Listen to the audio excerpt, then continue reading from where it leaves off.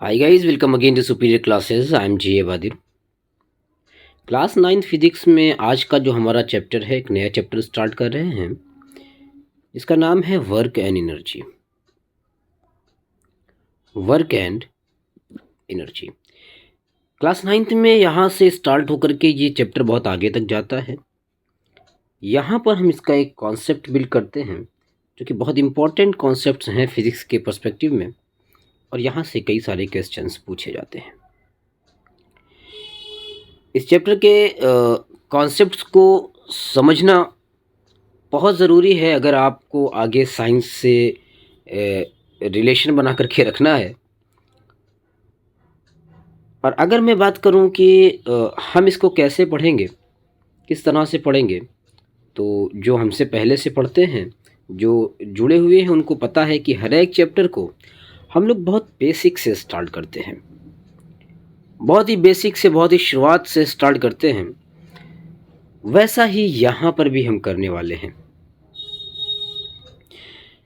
तो एक बार फिर से वेलकम करता हूँ आप सबका, और बात शुरू करते हैं हम वर्क से। कहाँ से? वर्क से, कि वर्क क्या है। तो अगर मैं वर्क की बात करूँ तो अपने डेली लाइफ में बहुत सारे काम हम करते हैं। जैसे अगर मैं आपसे पूछूं कि वर्क क्या है, तो आप अपनी डेली रूटीन में किए जाने वाले बहुत सारे काम गिनवा सकते हैं जिन्हें आप वर्क कहते हैं। जैसे स्कूल आना, स्कूल से घर जाना, इसके अलावा खेलना, पढ़ना, सोना, उठना, खाना खाना, ये सारी चीज़ें जिन्हें हम अपनी डेली लाइफ में वर्क कहते हैं। सच में ये काम है। लेकिन अगर मैं साइंस के पर्सपेक्टिव से देखूं, फिजिक्स के पर्सपेक्टिव से देखें, तो क्या जिन चीज़ों के नाम हमने गिनवाए हैं, क्या सच में ये सारे वर्क हैं? क्या सच में मैं सबको वर्क कंसीडर कर सकता हूँ? हाँ, उनमें से कुछ ऐसी चीज़ें हैं जिन्हें हम वर्क कंसीडर कर सकते हैं, और कुछ ऐसी चीज़ें हैं जिन्हें हम बिल्कुल भी वर्क कंसीडर नहीं कर सकते अगर मैं फिजिक्स के पर्सपेक्टिव से देखूं। फिर से हम वर्क कहेंगे किसे? इससे पहले हम लोगों ने पढ़ा है फोर्स, यानी पुश और पुल, है ना। जब हमने फोर्स को पढ़ा है तो अब मैं यहाँ पर उसके हिसाब से अगर समझाने की कोशिश करूँ, तो सबसे पहले मैं आपको डेफिनेशन दिखाता हूँ। यहाँ पर कहा गया है, या समझाई दें कि अगर अगर मैं किसी ऑब्जेक्ट पर फोर्स अप्लाई करूँ, अगर मैं किसी ऑब्जेक्ट पर फोर्स अप्लाई करूँ और ये ऑब्जेक्ट मूव ना हो, ये ऑब्जेक्ट मूव ना हो, फॉर एग्जाम्पल ये एक वॉल है, ये एक वॉल है, और एक पर्सन यहाँ पर खड़ा होकर के इसको लगातार धक्का दिए जा रहा है, इसको पीछे ढकेलने की कोशिश कर रहा है, इसको पुश कर रहा है, लेकिन इस वॉल में कोई मूवमेंट नहीं हो रहा है। और जब इस वॉल में मूवमेंट नहीं हो रहा है, मैं फिजिक्स से पूछूंगा कि क्या वर्क डन हुआ। ऑब्वियसली इन्होंने अपनी एनर्जी यूज़ की है, बहुत सारी एनर्जी यूटिलाइज की है, लेकिन क्या वर्क हुआ? क्या वर्क हुआ? तो कहा जाएगा नहीं, वर्क नहीं हुआ, there is no work done.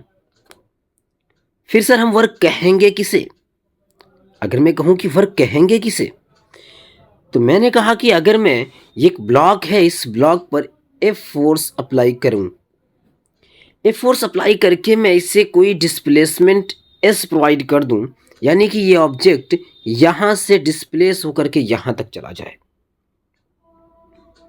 क्या कहा मैंने कहा मैं इस पे एक फोर्स एफ अप्लाई करके इस ऑब्जेक्ट को, इस ब्लॉक को यहां से डिस्प्लेस करवा कर अगर यहां पहुंचा दे रहा हूं, फिर साइंस की लैंग्वेज में, फिर फिजिक्स की लैंग्वेज में कहेंगे कि यहाँ पर कुछ वर्क डन हुआ है, यहाँ पर कुछ वर्क डन हुआ है। अगर मैं बात करूँ तो क्या कहेंगे हम? कहेंगे work is the transfer of energy. मैंने ये वाली डेफिनेशन जानबूझकर यहाँ पर लिखी है। क्या कहा? Work is the transfer of energy when a force is applied to an object causing it to move in the direction of the force. अगर मूवमेंट कॉज ना कर सके, डिस्प्लेसमेंट कॉज ना कर सके, ऑब्जेक्ट को डिस्प्लेस ना कर सके, देन वर्क डन नहीं हुआ है। Causing it to move in the direction of the force, it means कि यहाँ पर वर्क डन कहा जाएगा। जब हम कोई वर्क करते हैं तो एनर्जी ट्रांसफॉर्म होती है, ठीक है, एक फॉर्म से दूसरे फॉर्म में ट्रांसफर हो जाती है। यही कह रहा है work is the transfer of energy. थोड़ा सा और दूसरे डेफिनेशन पर लेकर चलूं तो मैं कह सकता हूं work is said to be done. कोई भी काम कब हुआ है हम कह सकते हैं when a force is applied to an object and the object moves in the direction of force. And the object moves in the direction of force और एक कंपोनेंट ऑफ द फोर्स। ये कंपोनेंट ऑफ द फोर्स क्यों कहा है मैंने, इसकी अभी बात करता हूं, ठीक है। अभी हम डायरेक्शन ऑफ फोर्स तक ही समझते हैं। मैंने कहा कि हम किसी भी सिचुएशन में कब कहेंगे कि वर्क डन हुआ है, जब हम किसी फोर्स को अप्लाई करके किसी ऑब्जेक्ट को डिस्प्लेस कर दें, फोर्स के डायरेक्शन में डिस्प्लेसमेंट हो जाए, ड्यू टू फोर्स कोई ऑब्जेक्ट डिस्प्लेस हो सके, फिर हम कहेंगे वर्क हुआ है। जैसा कि यहां पर मैंने दिखाया कि हमने एक फोर्स अप्लाई किया,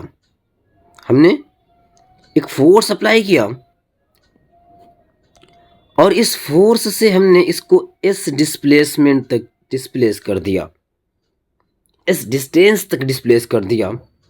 अब अगर मैं कहूं कि क्या यहाँ पर वर्क हुआ, जी हाँ, यहाँ पर वर्क हुआ।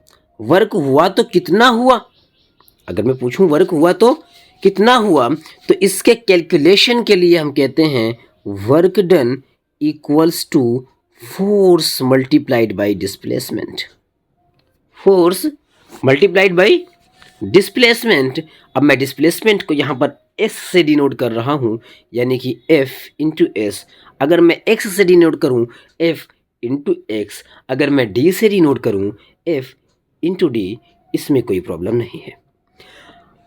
दूसरे पॉइंट करने की बात यह है, नोट करने की बात यह है कि यहाँ पर जिस डायरेक्शन में फोर्स हमने अप्लाई किया है उसी डायरेक्शन में डिस्प्लेसमेंट ऑफ द ऑब्जेक्ट देखा गया, इसलिए हमने यहाँ पर किसी कंपोनेंट की बात नहीं की है। हमने कहा work is done because object moved in the direction of force with the displacement of S. हमने कहा work is equal to force into displacement, ठीक है। अगर हमसे कहा जाए कि हमने किसी ऑब्जेक्ट पे 2 न्यूटन के फोर्स को अप्लाई किया और उससे हमने उसको 1 मीटर की डिस्टेंस तक डिस्प्लेस कर दिया, हम कहेंगे वर्क इक्वल्स टू क्या हो जाएगा साहब, 2 newton into 1 metre. It means work done हो जाएगा 2। लेकिन आई बात किसकी, वर्क डन हमने कहा 2 हो जाएगा, लेकिन यहाँ पर वर्क डन का यूनिट क्या आएगा, तो यहाँ पर वर्क डन के 2 यूनिट हो सकते हैं। वर्क डन के 2 यूनिट होते हैं। एक तो मैं न्यूटन मीटर बोल सकता हूँ, न्यूटन मल्टीप्लाइड बाय मीटर, तो मैं कह सकता हूँ वर्क डन के 2 यूनिट न्यूटन मीटर, तो मैं इसको लिख सकता हूँ न्यूटन मीटर। और अगर मैं दूसरे यूनिट की बात करूं तो मैं वर्क डन के यूनिट को जूल से भी दिखाता हूं। किससे दिखाता हूं, जूल से। क्या कहा हमने कहा वर्क तब होता है जब हम फोर्स अप्लाई करके किसी ऑब्जेक्ट को कुछ डिस्प्लेसमेंट दे सकें, वहां से मूव करवा सकें, तब वर्क होता है। और हम फोर्स इंटू डिस्प्लेसमेंट के मल्टीप्लिकेशन को वर्क कहते हैं। अगर मैं इसके यूनिट की बात करूँ तो यहाँ पर न्यूटन मीटर हो सकता है, जूल हो सकता है। नेक्स्ट स्लाइड पर मूव करें तो हम कहेंगे work is a scalar quantity. Scalar quantity किसे कहते हैं हम? स्केलर क्वांटिटी हम उसे कहते हैं जब हम किसी भी इंफॉर्मेशन को विदाउट डायरेक्शन कंप्लीटली बता सकें। जब किसी इंफॉर्मेशन के लिए हमें डायरेक्शन की नीड ना हो, या फिर आप जो रटा रटाया बोलते हैं वो क्या, कि जब किसी क्वांटिटी में मैग्नीट्यूड हो लेकिन डायरेक्शन ना हो। मैग्नीट्यूड हो लेकिन डायरेक्शन ना हो उसे हम स्केलर बोलते हैं, और अगर मैग्नीट्यूड भी है और डायरेक्शन भी है तो उसे वेक्टर बोलते हैं। और हमने कहा work is a scalar quantity, यानी कि यहाँ पर डायरेक्शन की कोई नीड नहीं है, कंप्लीट इंफॉर्मेशन हम विदाउट डायरेक्शन प्रोवाइड कर सकते हैं। यूनिट ऑफ वर्क क्या है? यूनिट ऑफ वर्क अभी हमने कहा न्यूटन मीटर, या फिर हम कह सकते हैं जूल। न्यूटन मीटर, या फिर हम क्या कह सकते हैं, और हम कह सकते हैं जूल, JOULE। ठीक।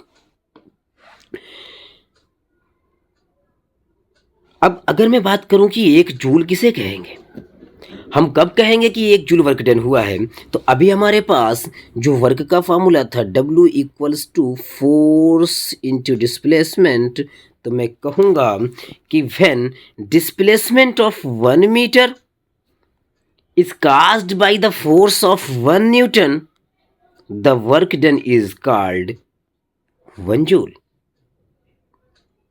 एक न्यूटन फोर्स अप्लाई करके अगर मैं किसी ऑब्जेक्ट को 1 मीटर तक डिस्प्लेस करवा दूं तो कितना वर्क डन हुआ है? 1 जूल का वर्क डन हुआ है। ठीक। तो यहाँ पर अभी हमने जो बातें की उसमें एक और चीज़ निकल करके आता है, ये NCERT से हट करके है। NCERT में ये पोर्शन नहीं है, लेकिन हम इसकी बात करते हैं। क्यों बात कर रहे हैं?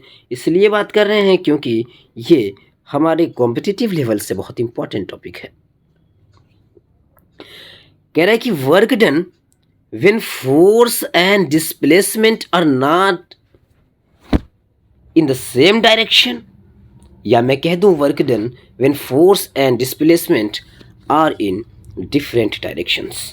जैसे कि मैं अगर बात करूं तो यहाँ पर जो फोर्स है उसकी डायरेक्शन हम कुछ और देख रहे हैं, और जो डिस्प्लेसमेंट है उसकी डायरेक्शन हम कुछ और देख रहे हैं। सपोज कीजिए यहाँ पर भी डिस्प्लेसमेंट कितना है, ऐसा है। ऐसी सिचुएशन में जब फोर्स और डिस्प्लेसमेंट की डायरेक्शन सेम ना हो तब वर्क डन कितना? तब वर्क डन कितना? तब वर्क डन का कैलकुलेट करने के लिए जो हमने इससे पहले एक डेफिनेशन बोली थी, और उस डेफिनेशन में कहा था, क्या कहा था? कहा था कि work is said to be done when a force is applied on an object and the object moves in the direction of the force और a component of the force. हम जानते हैं कि फोर्स एक वेक्टर क्वांटिटी है। क्या है? Vector quantity है, यानी कि फोर्स की इंफॉर्मेशन को विदाउट डायरेक्शन कंप्लीट नहीं माना जा सकता। हमें complete information of force provide करने के लिए डायरेक्शन प्रोवाइड करना पड़ेगा। और यहाँ पर हम देख रहे हैं कि जो डिस्प्लेसमेंट की डायरेक्शन है, फोर्स की डायरेक्शन उससे अलग है, और जब उससे अलग है तो अब वर्क डन कैसे कैलकुलेट किया जाएगा? इसीलिए मैंने लिखा था और इन the direction of component of the force. एक वेक्टर क्वांटिटी होने के साथ जब मैं फोर्स की बात करूं तो वेक्टर क्वांटिटीज को हम रिजॉल्व करते हैं, उनको तोड़ सकते हैं दो perpendicular to each other directions में। ऐसी दो डायरेक्शंस में हम इसको रिजॉल्व कर सकते हैं, तोड़ सकते हैं, ब्रेक कर सकते हैं, जो एक दूसरे के परपेंडिकुलर हों। और जहां पर जिस डायरेक्शन में हमको डिस्प्लेसमेंट दिख रहा है, अगर मैं उस डायरेक्शन की बात करूं तो उस डायरेक्शन में इसका ब्रेक, उस डायरेक्शन में इसका कंपोनेंट कुछ ऐसा निकल कर के आएगा। और दूसरी जो परपेंडिकुलर डायरेक्शन है वो इस पहले कंपोनेंट के परपेंडिकुलर होगी, इस पहले कंपोनेंट के परपेंडिकुलर होगी और ये होगा, ठीक। तो यहाँ पर अगर मैं बात करूँ तो वर्क डन इस कंपोनेंट ऑफ फोर्स ने किया है। टोटल फोर्स भले ही ये अप्लाई किया जा रहा है, लेकिन जो वर्क डन निकल कर के आ रहा है सर, उसकी मैग्नीट्यूड, उसकी कैलकुलेशन डिपेंड करती है कि डिस्प्लेसमेंट के डायरेक्शन में कितना वर्क डन है। क्या कहा मैंने, सॉरी, डिस्प्लेसमेंट के डायरेक्शन में कितना कंपोनेंट ऑफ फोर्स अप्लाई हो रहा है। तो अगर मैं इसकी बात करूं तो यहाँ पर इसको एक्सप्लेन करने के लिए हम यूज़ करते हैं एक ट्रिग्नोमेट्रिक फंक्शन। क्या यूज़ करते हैं? Trigonometric function. और यहाँ पर हम एक एंगल देख रहे हैं कि डिस्प्लेसमेंट और फोर्स के बीच में कोई एंगल है। अगर मैं इसे थीटा से रिप्रेजेंट करूँ, अगर मैं इसे थीटा से रिप्रेजेंट करूँ, अब हम इन कंपोनेंट्स की बात कर सकते हैं। इस टॉपिक को और डिटेल में समझाने के लिए मैं नेक्स्ट वीडियो में बात करूँगा। और अभी के लिए इस टॉपिक को, इस वीडियो को हम यहीं तक रखते हैं, यानी कि हमने समझ लिया है वर्क डन। यहीं से कंटिन्यू करते हैं नेक्स्ट क्लास में इस टॉपिक को। मिलते हैं दोस्तों कल की क्लास में। Best of luck and take care.